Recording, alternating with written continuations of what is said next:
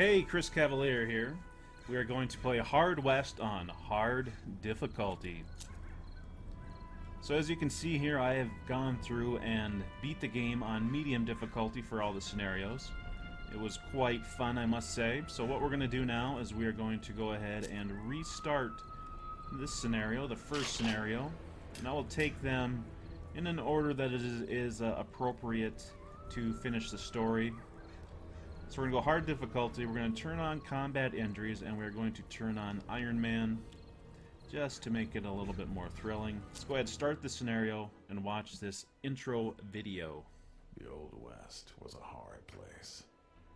The only thing in abundance was poverty and firearms. Combine alcohol and hopelessness with greed, envy, lust, and pride, and death is often the result. Crude cabins stood alone in the wilderness, cut off from the outside world.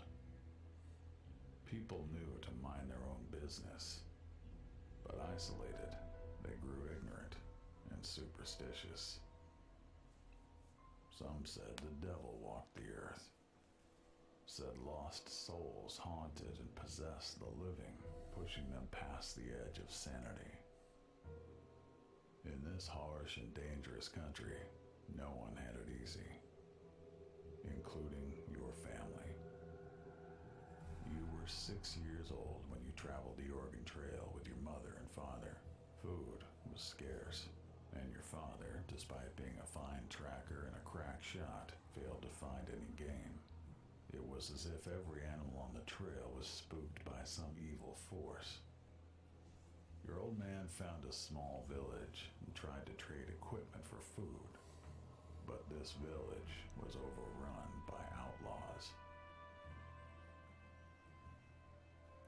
They took your mother and decided to trade you and your father to white slavers. But he managed to break free, told you to hide, and set out to save her.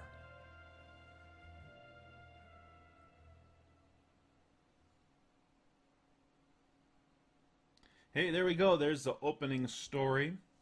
So I hope that you all take the bait. They took mother away, could father save her? Let's go ahead and play the tutorial, learn the ropes. So Hard West is a turn-based game, and we're going to go ahead and start first.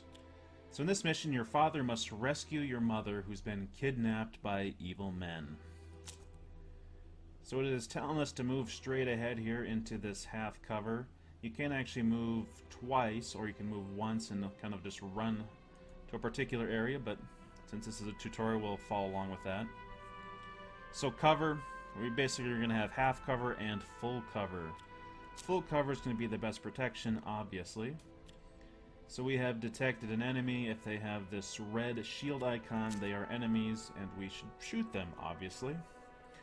So the enemy is not in cover. So let's go ahead and shoot him. We can hit our number 2 key, or we can just click here and shoot him.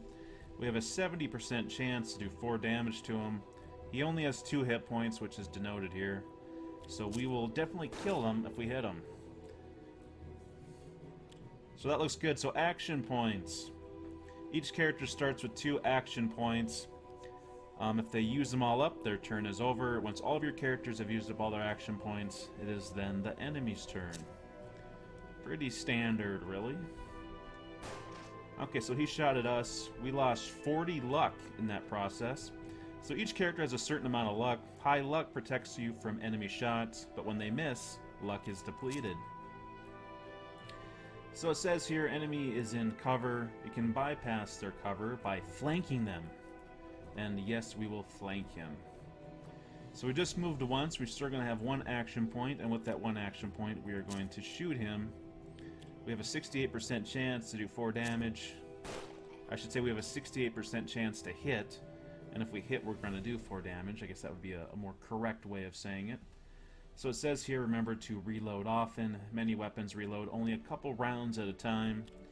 There are some guns that can only hold 1 round. There's some that can hold 18. Really depends on the gun. Shadow spotting. So this is something unique to the game that you really don't see in other games. In broad light, you can locate enemies by their shadows. You can even shoot them if you have an unobstructed line of fire. Some materials like cloth or foliage can be shot through. So I think then you have to look at, you have cover, whereas this is concealment. Concealment, you can't necessarily see them, but you can shoot into it, and your bullet should be unimpeded due to cloth not really being much of a resistance. So we're going to go ahead and shoot. In the normal game, say when we're not in the tutorial, you would have to go and select who you're going to shoot. So we have a 60% chance to hit. Let's take it. So we hit him, put him down. Then we get this guy with the, must be a rifle up in the house there. He missed us. Our luck is down to 17. So we're going to have to do something about that. You ran out of luck and are bound to be shot. You must take better cover. So what we can do is we can take a double move here, and we can grab this, whatever this is, must be a well or storage or something, and we can pull this up and we can pull it back to get full cover. If we just ran up behind it, we'd only get half cover. But if we get that icon with a little circle, now we're in full cover. He still hits us because our luck was depleted. The red bar shows your hit points. When hit, your luck is partially replenished. So now we regained some luck, but we lost a hit point. So now we need to take this guy down with extreme prejudice. We have several abilities at our disposal. Some abilities require luck. This one, however, does not. So one of the abilities that we do have, and it is actually dependent upon the weapon that we have, which is a 6-shooter, we have the ability to fan the hammer. So with our fanning ability, we can fire 3 shots at minus 20% aim penalty. So we're going to have 3 chances at 29% to hit him. Each hit will do 1 damage. So the odds are not in our favor to put this guy down, but this is a tutorial, and I think they're going to prove that sometimes you just get lucky. That's it for the tutorial. You're now on your own. So since I know that this is the tutorial, and I've done it before, I know we're not going to run into anything else. We're going to go up here and run and check this box. She was nowhere to be found. You saw the box. What was in it? The simple wooden box contained a head. Your mother's head. Afterwards, your father found one of the gunmen still alive. The dying man rambled on about some unholy obligation, about promises made by the devil himself, and the rewards they would find in hell.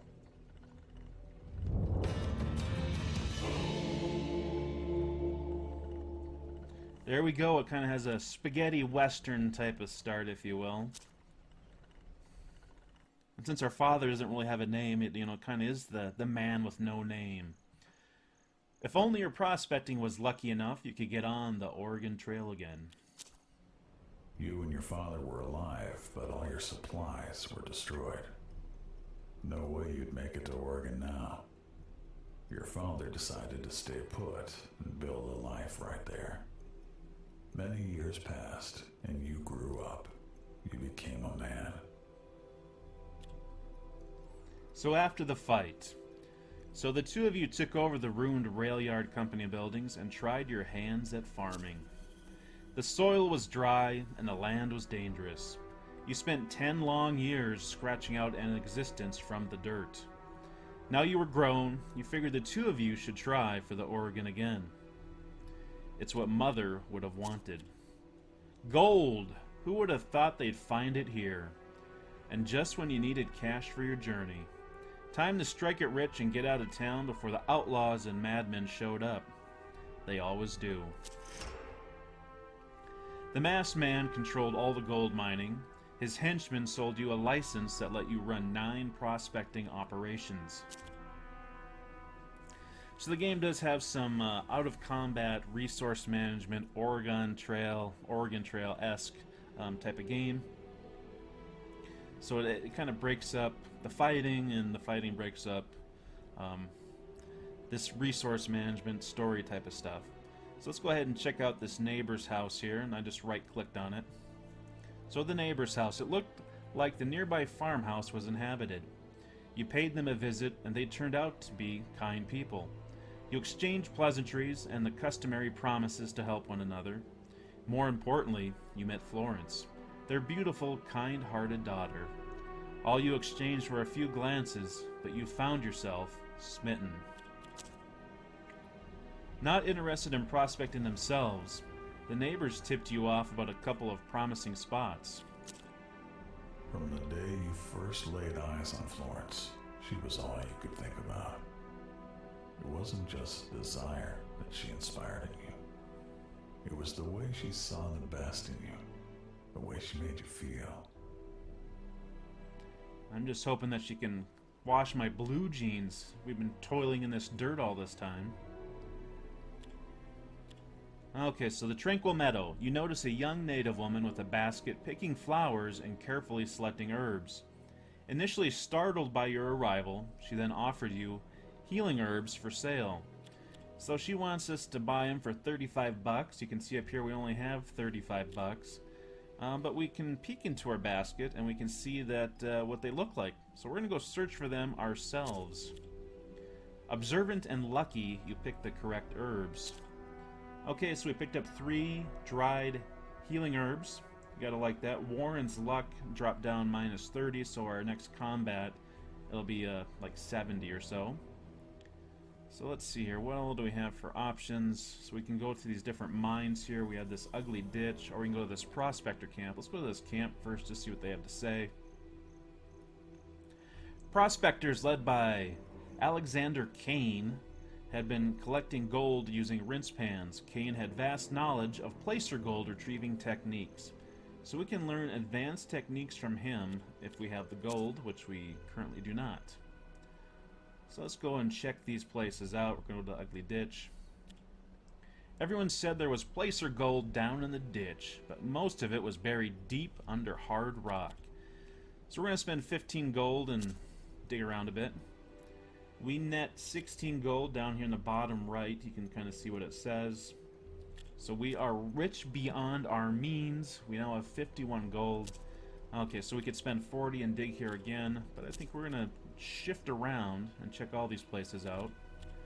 So same thing, the shaft had been thoroughly explored in the hard rock depth, but not much apart from that. So we go ahead and check that out. We net 20 bucks. Gotta like that. The damp mine. The mine looked like its hard rock depths were still untouched. There was probably gold down there. Let's check it out. We net 5. Now the collapsed mine. You'd heard about this place. A rich mine that collapsed years ago on top of a bunch of miners, burying them alive. Their wives and children still decorate the entrance with flowers. It looked like you could squeeze in, maybe get some of the gold they found. May not be the smartest thing to do, but we're not that smart. Let's do it. As you reached the first opening, you found a skeleton with its legs crushed under a boulder. You wondered if he'd bled out before he died of thirst. His shirt, though stained, was still intact, and of very good quality. I don't know the exact thread count, but it better be darn good if I'm taking it off some dead guy. That's all I have to say. So we're going to keep on going. The next cavern was cramped and full of stale air. You found a little gold, but not much. Let's keep on going. Wounded and weary, you eventually reach the end of the farthest tunnel, and there inside, a massive stash of gold. The air must have poisoned you, because when you went to pick it up, you hallucinated a tall man in a suit, smiling and smoking. As you turned to leave, he said, "Just so we're clear, that's mine. You can borrow it in a while." So it was a little bit too much. We head back to the surface. That and we checked everything out. As you inched your way back to the sunlight, you heard a low rumbling all around you. You hurried, hands trembling, heavy drops of sweat rolling down your face. You had just emerged, blinking into the sunlight, when the mine collapsed behind you. A close call. So now we have 445 gold. We can go back to this prospector camp. Let's see here. We can spend 300 bucks and learn the master techniques of placer gold rinsing. And it should net us 75% more gold. So let's do that. You have learned to retrieve gold using a sluice trough. Okay, let's hope that's going to be the key to our success, to make it big. Okay, so what do we net now? $8. Okay, that was not too special. We're going to go through all these again, just going through the $40 option. Let's see, we net $55. I'll take it. Uh-oh. Inevitably, news about the gold spread. Overnight, several nearby homesteads and settlements were raided. Father worried you wouldn't make it on your own. He figured you'd need protection. You disagreed, but went along with his decision. For the last time. Okay, so now we do have some other options here. We have the Mexican town. We can ask the crime lord for protection. We have the fate trader. We have a church. I think that's pretty much going to be all the new things that popped up. Unless I missed something. So we're going to continue mining here. Okay, we're going to continue with our $40 option. So we netted $4 there. Nothing too great. And so might as well stay here and try the 100 gold option. There we net $126. Happy with that. Let's go back over here. Come on, baby. Oh, $6. Not good. What are we gonna get from this? Okay, so nothing too big. So you collected the hard rock gold deposits by smashing the quartz stones with the pickaxe. So that was the end of our prospecting options. So now we must find other things to do. Let's go over to the trade outpost. We could barter. We could, let's see, they have a double shotgun. You know, we do have $390 saved up, but I think we're going to hold off on the shotgun at this particular moment. Let's see, we got the fate trader and the church. Let's go ahead and go to this Mexican town quick. The Mexican said he'd help if you split your gold money with him. He left you a bunch of guns, some empty blessings, and a promise to send you a vaquero to help out. So Cheech joins us. Welcome to the party, Cheech. And we also have a Navy gun and repeater rifle that join the mix. Those are pretty decent guns as guns go. So now we have the option to defend our homestead, which is definitely something that we can go and do. But we're actually going to go take a walk over this way. Crossroads. Some folks said that just before sunrise, there was an electric feeling out on the packed earth of the crossroads. The kind that makes your hair stand on end and sends shivers down your spine. Some swore they'd met a man there, well-dressed and well-spoken, who offered them a tempting deal. He could make you powerful in return for a price, or for a piece of yourself. What the heck, let's take the deal. You felt empowered, but more than a little hollow inside. You turned to ask the man if that was normal, but he had vanished. Very interesting. Let's go over to this orchid here, see what's up with that. The man's eyes had been sewn shut with crude twine. He sat perfectly still, his gun in his holster, his stash on the ground close to you. For minutes he didn't make the slightest noise, then uttered a single, low, slow sniff. He could have grabbed his stuff and made a run for it, but then there was that gun. So we have the option here of grabbing the stash and running, or we could be a little bit more cautious and say, hey, what's up? Nodding, he blessed you. So Warren's luck got bumped up. Can't complain about that. Let's see, what else do we have going on here? So a couple different options. So we can go defend the homestead. Let's see here. I'm going to hit the eye. Look at our character screen. So he has no affliction. So he has a mangled foot and damnation. So we want to get that fixed before we head into our fight. The church. God may have been away on business, but Reverend Gervais had a reputation of being a miracle worker. For a price, he could heal the most serious ailments. Those with less cash could leave a tip in the offering box, granting them a place in his prayers for the day. We seek healing. 50 bucks. See, Warren's injuries have been healed. I like that.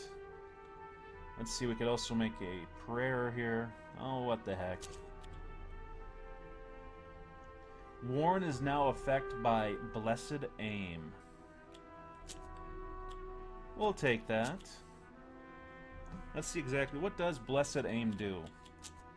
Okay, so he's still suffering from damnation, which honestly probably deserve that. But he has Blessed Aim, so he's kind of sitting on the fence post, if you will. Very interesting. So let's go and defend our homestead. Oh wait, we can actually go check out different weapons here at the Fate Trader. We do have some money.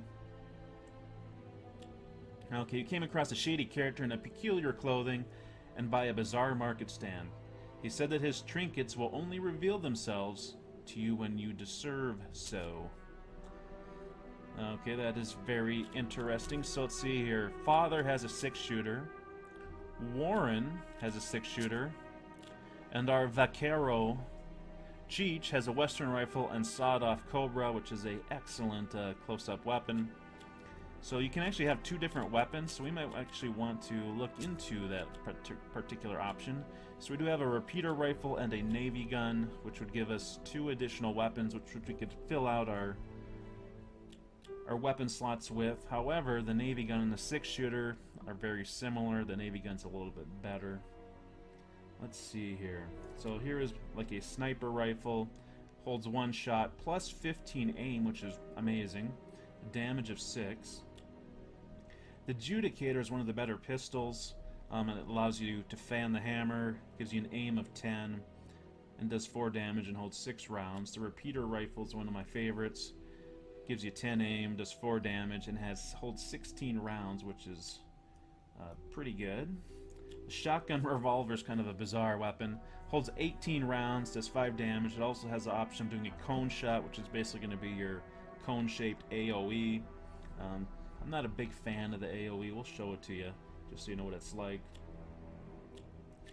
So if we can also just select on the guns, just to take a quick look at them. So here's one of the Derringers I was kind of talking about. This is actually a Protector Ring Revolver. So this thing is basically just big enough to go on your finger.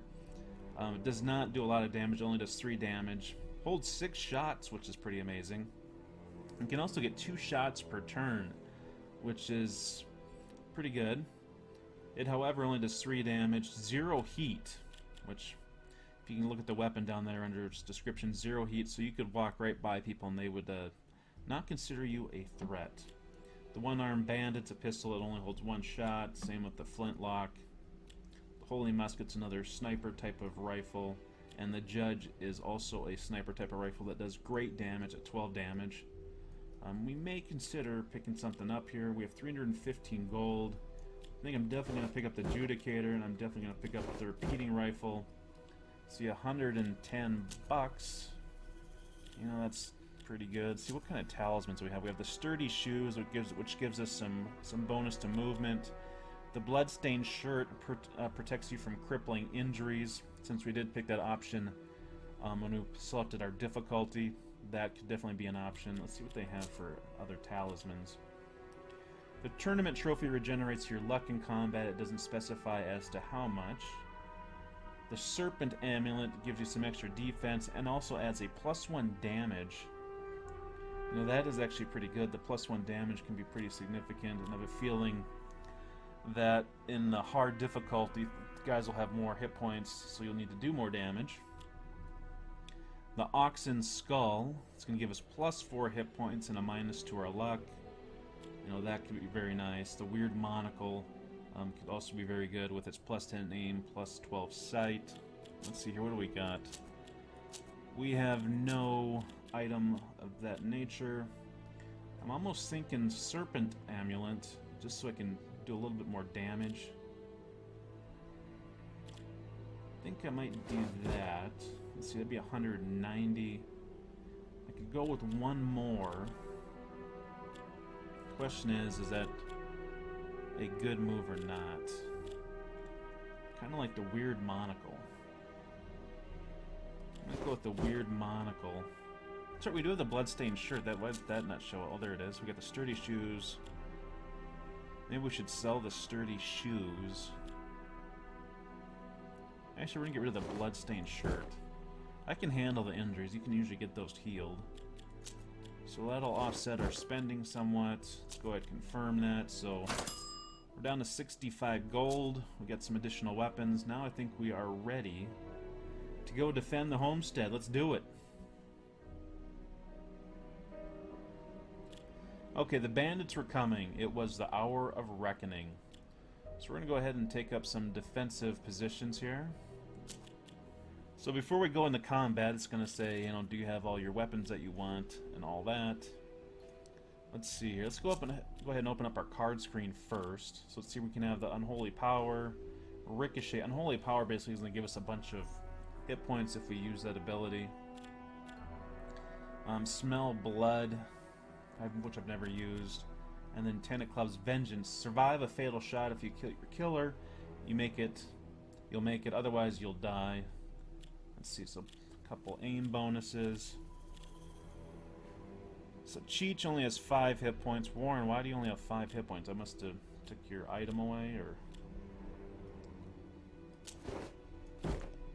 Yeah, somehow our other hands, or I guess I didn't look at them yet. So I guess we'll go with that. We don't have the Ricochet, do we? Oh yeah, we do. So we'll go ahead and give that to Warren. Let's see here. So actually, if we gave him the Ricochet and the Vengeance, and then maybe give that to Cheech, give him some hit points, maybe give him that. So if you actually make hands, you're going to get some extra bonuses. So since we have a pair, because we have the 10 of clubs and we have the 10 of spades, here you can see it's a pair. We're going to get a +4 movement. If you can say get a flush, I think it gives you extra luck per turn. If you get 4 of a kind, it might give you extra hit points. We'll take a look more at that as we go on. We don't have many cards right now, and we don't have as many card slots. As they gain some experience, they actually gain slots. Okay, so now we need to equip our weapons in a fashion that is going to make it so we can survive. So some dried healing herbs for everyone is probably a good idea. Let's see, maybe we'll give you a Navy gun, which is just a pistol, does 5 damage, you can fan it, has a low heat. It is a good overall pistol. We'll give him a repeater rifle.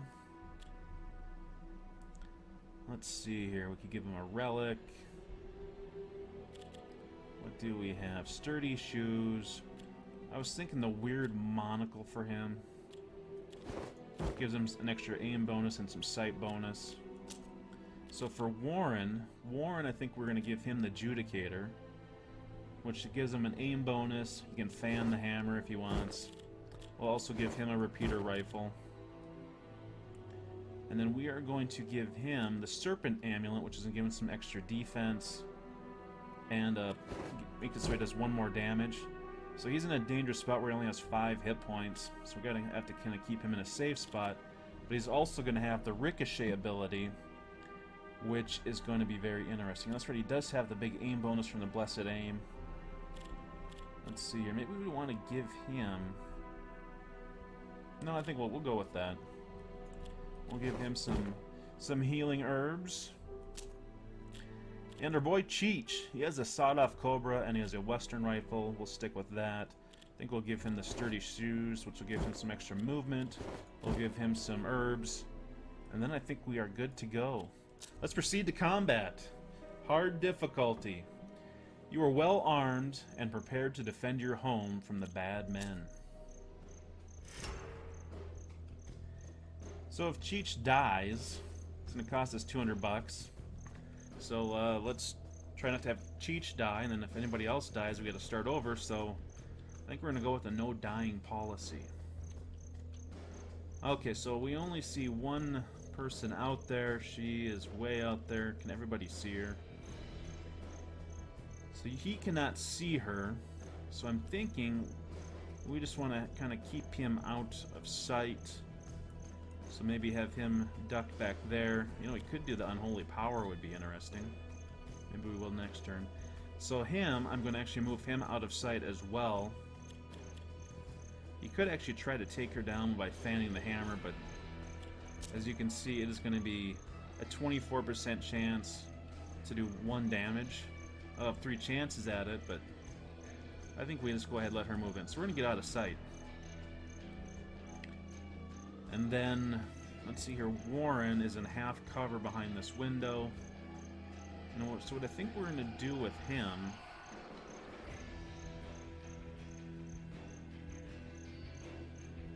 Let's see here. I don't think we have any decent shot that we can make. We could have him go right over here. And he will be out of sight a little bit. We could also have him go way over here and get some sight line. Let's see if that works. So anyways, he now has some sight line. I don't see anything. So we're going to go ahead and hit the backspace and end our turn. Because we really don't have a shot on anybody. Now guys start coming out of the woodwork. So let's see, he's going to be in full cover from my particular angle. Oh, that guy has 9 hit points. He's going to be the guy that we worry about, I think. We might try to take down all the minions first. So we got 2 guys setting up there. That lady comes out. So he has no sight. Warren can see everybody, and we definitely don't want him taking all these shots. So another thing you can do in the game is if you have the ricochet ability, you can hit these buckets or wells or whatever. And you can bounce shots around.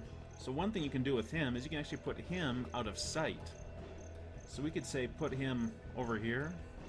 Let's see, or where do we want to go over there? Maybe we go over here. So he's going to lose line of sight with almost everybody. He has one lady in line of sight. These guys, I'm kind of worried about them coming around over here. If they get over by this window, they will have him flanked, and they'll be able to put him down quick. But what I can do now is I can set up a ricochet. And since I kind of know where they're at, I can line that up. So he has a 100% chance to hit with that shot. And with his blessed aim, his accuracy is going to be unbelievable. So we're going to go ahead and use our repeater rifle since it has 16 shots versus the adjudicator can only hold 6. So we're going to go ahead and just use some of that ammo. So let's go ahead and take a shot on this guy with the ricochet. I love the ricochet. It's my favorite ability by far. So let's see, Father could do something. Let's see, what do you got here? You got Unholy Power you could use. Let's see, I think he's just going to move over here and have a shot. So sawed-off Cobra is basically just a close-range weapon. Which it doesn't say there, but you can see the accuracy starts dying off. If you look at the bottom left there, you can see it goes from green to yellow to red. It is a close-up weapon. So the Western rifle, let's see here, what do we got for shots? He has a 79, another 79, 71, 43 for that guy over there in cover. So we're going to try taking out the guys that are moving in close here to prevent them from flanking us. I'm thinking maybe him first. Let's go ahead and take it. Okay, puts him down. Gotta like that. So now I'm not real worried about these guys moving in and get a flanking shot on us. That guy's not going to get a flanking shot, so I can move over to here and use this window and take a shot, or way over here. And nobody's really going to get close enough. That, and we also have these things here that'll block them from standing right here. So what we can do is we can decide not to open the door quite yet. And since I want to make sure I have a shot on this guy, I'm probably going to move way over here. So let's see here. 100%. Okay. You can also go and select the guy. Sometimes that's the best way to make sure you got your right guy targeted. We're going to go ahead and use our repeater rifle just because we have lots of ammo with that. 100% chance to hit. Let's take it. Okay, so now it's their turn. They are going to move in. He moves into half cover. He is now in half cover. He takes a shot in our boy Cheech, the Vaquero. This guy went to the building. Let's see, she's in half cover. She misses Cheech. Cheech's luck is running out in a hurry. Let's see here. So he might be able to go over here and flank her. But we're going to worry about Warren first. So Warren does have a direct shot on him. So as you can see, as this guy gets closer, his accuracy is not going to be as good because it's a rifle. It's meant for shooting from a distance, so we can move him back potentially. You know, we could have him. When you have guys selected, you can't go moving around too much stuff. So another thing to look out for is if you select around a guy and they have this red circle, or if it's conical, if you step into that, they're gonna get a shot on you. It's basically the Overwatch ability. So we want to not run into that. We should have a really good shot here, which we will take. We'll put this guy down. Warren is staying safe. He's still out of everybody else's sight line. So now Cheech here could do something risky, I think, if we wanted. So he has a straight up shot at her. These other guys are in half cover, so when they're in half cover, it's going to say your damage is reduced. So the Western rifle normally does 4 damage. It's going to be reduced to 2, or basically by half in half cover. So I think we want to take her out. 79% chance. The other thing that we could do is move him over and try to get, let's see how far can he move exactly. So he could move way over and get another shot on him. So we might want to do that instead. Okay, but don't want me to go start doing weird stuff like that. So what we're going to do is have him move over here and also prevent him from being flanked, excuse me. Okay, so he's able to flank her with his shot. He has 100%. We're going to take it. Good job. Cheech, I think we're going to put you in a little bit of danger so we can flank him. It'll make him really think twice about what he's going to do. Question is, are we going to have a straight line of sight there? That is the big question. We could also move him back to, say, here. I think that's going to be a worse shot. Let's see. I'm thinking right here. We're going to... If it doesn't work, we can run him back. Okay, so now he has a straight-up shot. Let's see, what is it going to be with his sawed-off Cobra? Only 55, so we're going to go with his Western rifle. Come on, Cheech! Alright, good job. So you can see we're down to 1 remaining enemy. He's closing in on us. There he hits Cheech, because Cheech had ran out of luck. So now we have all kinds of options. As you can see, if we try running up and getting in his business, he's going to get a shot on us, which is not necessarily what we want. Okay, so what I can do, looks a little questionable, but he can actually get a ricochet shot back on this guy. Let's make sure we're using our best damage weapon here. 70% with the pistol, 100% with the repeater rifle. We're gonna go ahead and take that. I love the ricochet. Okay, so that guy just got shot in the back when no one's behind him, so he's a little bit perturbed, I would imagine. So Cheech is not going to have a great shot. I could show you this Deem as Unholy Power, too. Would be another interesting move we could do. Let's see here. I could move over here. Wow, why is he going to run into that guy's range? We could fan... What would happen if we fanned our pistol on this guy? So here we have a 65% chance to hit him for 2 damage. If we fan our pistol, we would have 3 chances at 49% to do 2 damage apiece. He's not going to be able to kill us pretty much no matter what, so I think we could be safe doing that. Before we do that, I'm going to go ahead and show you Unholy Power here. So Cheech starts on fire. He now has 11 hit points, so he's going to be able to take a lot more damage. He's also shown his true colors. Okay, so we're going to go ahead and fan this bad boy. Oh, we just ran him out of luck. Did only hit him once. He's going after Cheech. Cheech has no luck, but Cheech is basically possessed, so he's kind of dangerous.